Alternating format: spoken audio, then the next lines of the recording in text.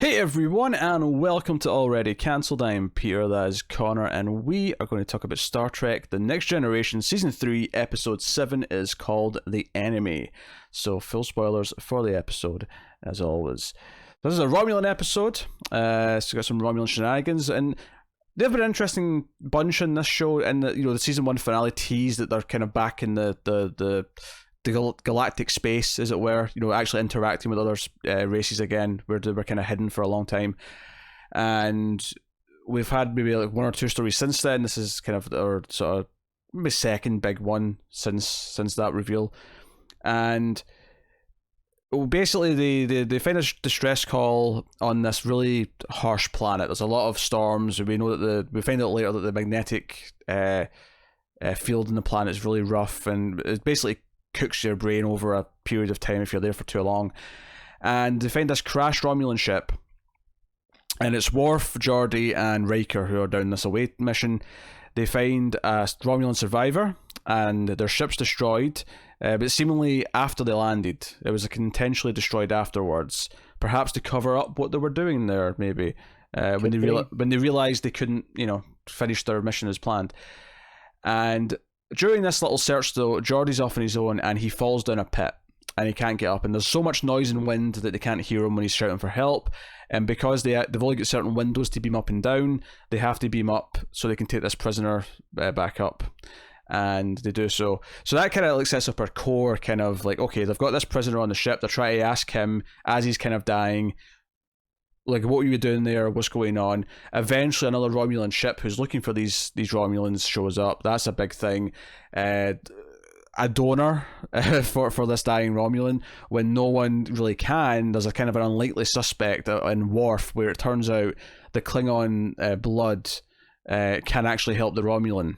And it makes sense that there's not a lot of known medical science for Romulans in the Federation, because the Romulans have been this. Because, I mean, remember in the original series, they had never even seen a Romulan until that episode. So yeah, they do some testing. It's not like they think it'll be just the Klingons. They're like, well, we're testing everyone and seeing what's possible. Oh yeah, it's after a series of they don't just jump to that. It's not like it's any Klingon. It's just it's kind of like the equivalent of Worf has the right blood type, essentially. Yeah. But, and that becomes a thing, because Romulans, of course, killed his parents. They attacked the planet he was on, and it killed his parents. So there's a lot going on in this episode in terms of drama, and it does a lot of interesting things where I think it succeeds in slowly building the idea that they're trying not to escalate this, because this could end up being the thing that ignites a war. This could, the peace treaty they've got right now, or the ceasefire, even more to be accurate, is based, it's very fragile. Anything could kind of like take it away and set them off, and they don't want, if this Romulan dies in their care, it might set off the Romulans to attack them, and so on and so on. And I think there's a moment, sort of like, going with like a 4-act structure here. There's a moment at the end of Act 3 where the camera kind of just tracks in a little bit to Picard as they realize the Romulans are gearing up their weapons. And that's not even at that point. I think it's just when they've crossed through the neutral zone and they're entering Federation space.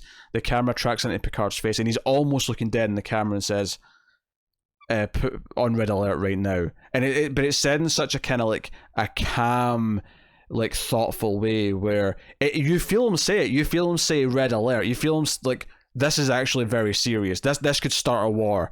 He's very aware of the weight of what that implies. Yeah, I've never felt the red alert order in this show have that much weight, which is to say that I think I like this episode quite a bit. I actually think it does everything it's set out to do pretty well. Yeah, I like this one quite a lot. This might be my favorite of the season so far. There's a lot of things I like about it. Like, obviously you have Geordi eventually, because they claim there's only one Romulan, but it turns out to be a second, because of course they're lying bastards. Naturally. And as someone who just finished season 1 of Picard, that's still true to this day. They're lying bastards, deceitful. Good to know. And he has to kind of work with this Romulan. So at first the Romulan's got a phaser pointed at him, he doesn't trust them, but ultimately they can only get out if they track something through Geordi's visor, but Geordi can't see through it, so they have to hook it up to his tri-reader, and like they have to work together, right? And Geordi has to talk him through it. Where Geordi is genuinely blind for a point, and has to trust in the Romulan to kind of guide him. And luckily just like women, Wesley Crusher is also in complete control of scientific concepts because he figures out a way to like beam something down to the planet that will be picked up on Geordi's visor like a probe, and they're able to. That's what they're looking for down there. But so we have that going on, and that's kind of. And I did like actually. I loved the opening scene actually. Right away, I thought the music was really good, and it really gave it this sense of like they're in this kind of like treacherous planet, and they're like going through. They can barely see like 2 feet in front of them. It had a different feeling. Usually when they come down these planets, it's like la-di-da, it's another it's true. Quiet Trek planet. But this felt it was actually kind of inhospitable for a change. It actually felt dangerous. Yeah, so I like that. I love Worf, being asked to donate his blood to the Romulan. And when he's told this by, I think it's Crusher at first, he just says, like, no, certainly not. They killed my parents. There's no way I'd ever give a Romulan blood. Never, ever. And then he speaks to Riker about it. And Riker, and I love this scene because Riker says to him, because Worf says, no, they'll because Riker says, what if they become allies? And what if all this ends and they become allies? And Worf says, that'll never happen. And I immediately went, hang on a second. Weren't the Klingons kind of in that same boat not that long ago? Not that long ago, yeah. And Riker quite rightly says, Worf, a few years ago, your people would have said that about humans. Like, there was not that long ago where humans and Klingons were in a very similar boat as humans and Romulans. Yeah. So, and it's clearly like every race in Romulans. Well, yeah. But... and Worf clearly gets his point. He's like, okay, all right. But he also makes this other great point where he says, look, you can make the choice right now to end this cycle of hatred. Like, if you let this guy die, if someone ever finds out, if the Romulans ever find out that you could have saved him and didn't, like, so his, family and children are going to grow up, and it's a whole other generation of tension, from okay, just with this one group of people, but like it's got to start somewhere. Yeah, there has to be a point where someone forgives and someone just takes a step forward, and you can be that. Well, and obviously that's a big deal for a Klingon to be the person to do that. That's not in their nature. And I think my favorite part of this plot is the scene he has with Picard, because they get to the point where the Romulan ship's on its way. And this is clearly going to escalate into a fight. And if this Romulan passenger dies, and it's worth mentioning, Worf almost decides to do it, and he goes to see the Romulan, and the Romulan, when he's awake for a moment, when Worf explains that this is what he's been asked to do, the Romulan says, I'd rather die and have filthy... Tainted by your blood. Yeah, tainted by your filthy Klingon blood. Yeah, something like... So, and this obviously sets Worf off, and he doesn't want to do it anymore. And he has this scene with Picard, and Worf quite outright says, if you order me to give blood, if that is an order, because it's important to the safety of this ship and the mission, I will follow that order. And Picard says, I don't want to order it. I'm asking you. Hell, I'm even going to beg you to do this, but I will not order it. And I love that, because Star Trek's a show where you could almost feel a bit too squeaky clean at times, where the right kind of outcome is often reached at the end. I love that this is someone saying, no, I'm not making the right choice. And it doesn't feel like a cop. It doesn't feel like a frustrating no. It feels like this is true to his character. And one day, when we revisit this theme with Worf, when he does make the opposite choice, maybe not the exact same situation, obviously, but when he does something for a Romulan maybe one day in the future, it's going to mean so much more because he refused to do it now. I love that he doesn't come around. Yeah. Because that would be so easy to do, right? Picard, essentially Picard's here is like, I want audio. I'm not angry, but I'll be very disappointed, sort of parenting, essentially. And it doesn't work. And I mean, maybe if there was more time, he would have come around, who knows? But I love this idea here that it doesn't, he doesn't come around, and it's not so easy. It's so refreshingly different for what I'm used to in this show. It's refreshing. It feels a bit more realistic. That sometimes, you won't convince the person to do the right thing. And so it's not there yet. And it's kind of it's kind of a flaw. Like, I think most of us agree that the humane thing, for lack of a better word, given that he's not human, would be to give the blood regardless. But it's actually more interesting that he is not there yet, that he can't make that choice yet, and there's still growth to be had. It's genuinely fantastic. obviously it's the wrong choice, and there's no like questioning that he was right to withhold, but I think it's understandable that he doesn't, and that's what makes it work. It doesn't feel like a cheap throwaway thing. We know why he's not doing this. He's not just being petty for the sake of it. This is such a big deal for him that we can't even convince him in one episode. This is something that will take time. And more to the point, this is one of our main characters. This is one of our heroes that are making the wrong choice. Obviously, villains make the wrong choice all the time. That's why they're villains. That's kind of the whole point. But I kind of loved this because I was enjoying the episode. Like I say, I liked the opening scene. I liked the feeling it was given. I always felt the weight of what was going on. But it was this scene, the moment where Picard says "Red Alert," those two moments really was like, man, this episode's actually really good. It's actually really, I'm really feeling the weight of what this situation is. And it did that thing that's done a couple of times in Star Trek, where when Riker's even getting kind of angry and saying we should really like respond to this because they were clearly up to something. They've got this ship. There was 2 Romulans. I mean, I also love that we never find out what they were doing. Like that's a tease for a later story.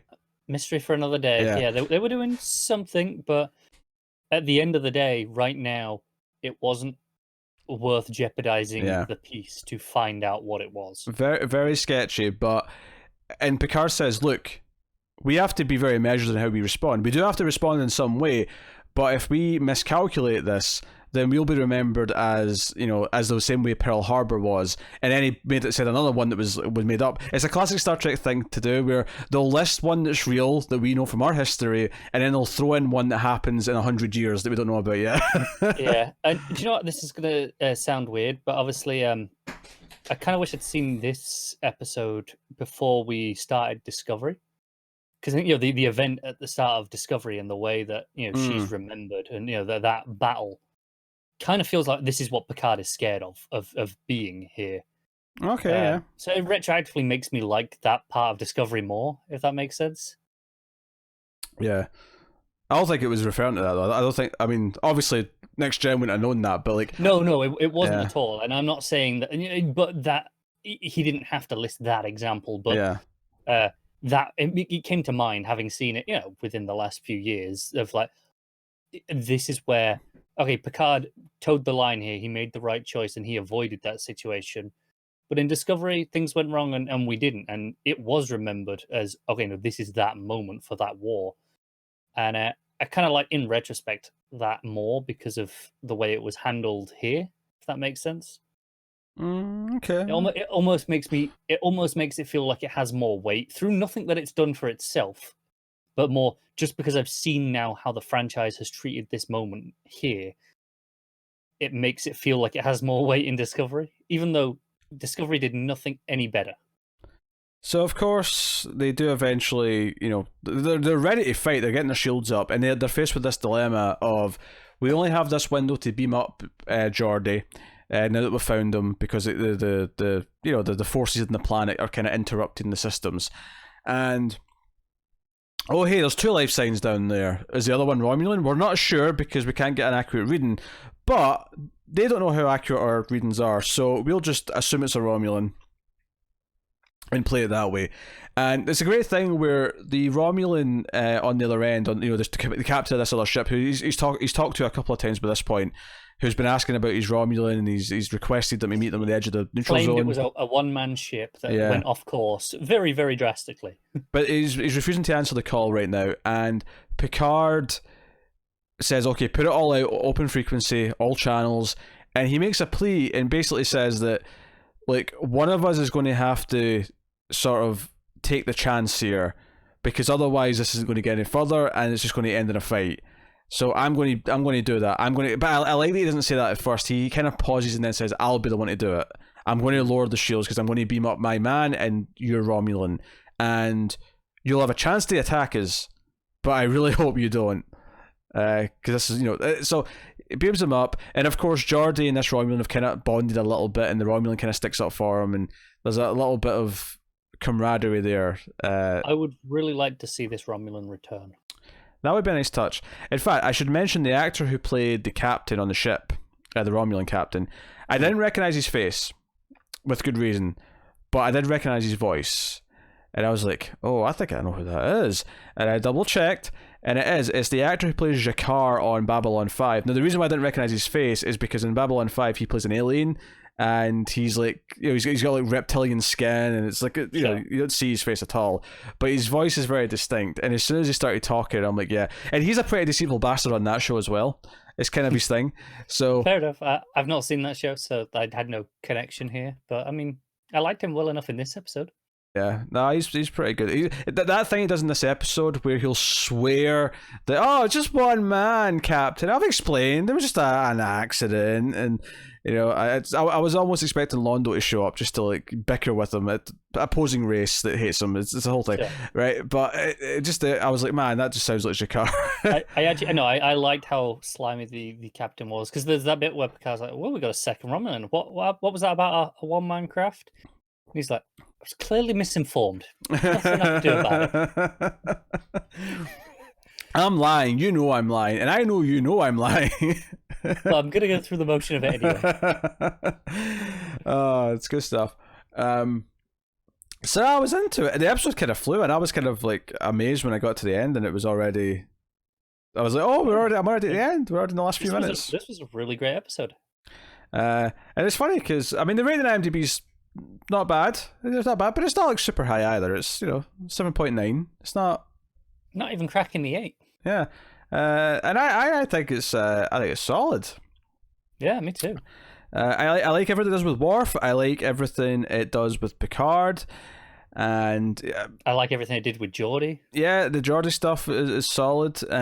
All of it felt like it built to a purpose. And it's this idea that, and I love that Worf couldn't see past what a Romulan was, right? And he couldn't help the Romulan, even with the debates that he has with Riker and Picard. And to be fair, the Romulan, when he goes to speak to him, does make it worse. Like he might have been close to, agreeing to it, and then the Romulan kind of, spurred him back into hate mode.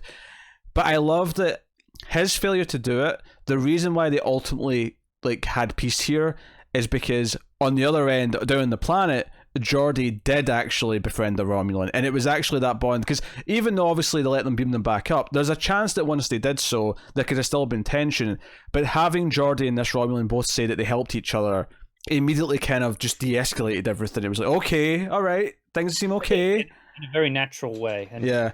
It's rare for an episode of Star Trek to have all three plots. One, actually not just thematically tying, but functionally tying together in a very satisfying way. And two, all of the plots to actually be very good. Yeah, all of them to be, either entertaining or dramatic in a way that feels fulfilling. And raising interesting questions. So, no, I give the enemy a healthy mark. Because I mean, as of right now, this, when we get to the end of the season and do our best of list, this is easily up there. And maybe it'll be blown out of the water as the season goes on. Who knows? Yeah, maybe. I mean, I quite like Who Watches the Watchers. I know you weren't as keen on it as I was, but this might be my favourite too. So, yeah. But season three, I think has mostly been really, really good. It's not all the episodes have been big hits yet, but even the weaker ones, I felt the ideas just it start. I can feel the pistons firing at all times now. Yeah, I'm not sure we've had a terrible episode yet. So, no, very, very, very good stuff. I'm excited to see this Romulan stuff continue forward, and I'm excited the character stuff they did with Worf. Like I say, those scenes were fantastic, and I genuinely got I don't want to say chills, but I genuinely felt it when that camera just very quietly tracked into Picard when he was told that this ship has crossed the border, and he's like, red alert. And I felt way, and obviously part of that's Patrick Stewart's performance, part of it's the camera movement, because it's this dead center framing. He's basically looking right down the lens when he says it, but it felt like a big deal. So I like how we got this far into it without even mentioning his performance at that moment, because it's Patrick Stewart. Of course, it was his performance in pretty much every case. Yeah, can't fault any of it. But yeah, so that is the enemy. So next time on Star Trek: The Next Generation, we have The Price, and here's a description of this one. While the Enterprise hosts negotiations for control of a stable wormhole, that's interesting. Troy forms a personal relationship, with an opposing negotiator unaware of his true being. I hate this episode already. It started promising, wormholes. Oh, okay, can we tease some stuff? And then, it's a Troy episode. The first image in the image gallery on IMDb is presumably this ambassador dude or this negotiator holding Troy in the officer and gentleman pose. Oh, wow. Okay, look, we got a good episode this week. We're paying for it next time, by the looks of it. If we must.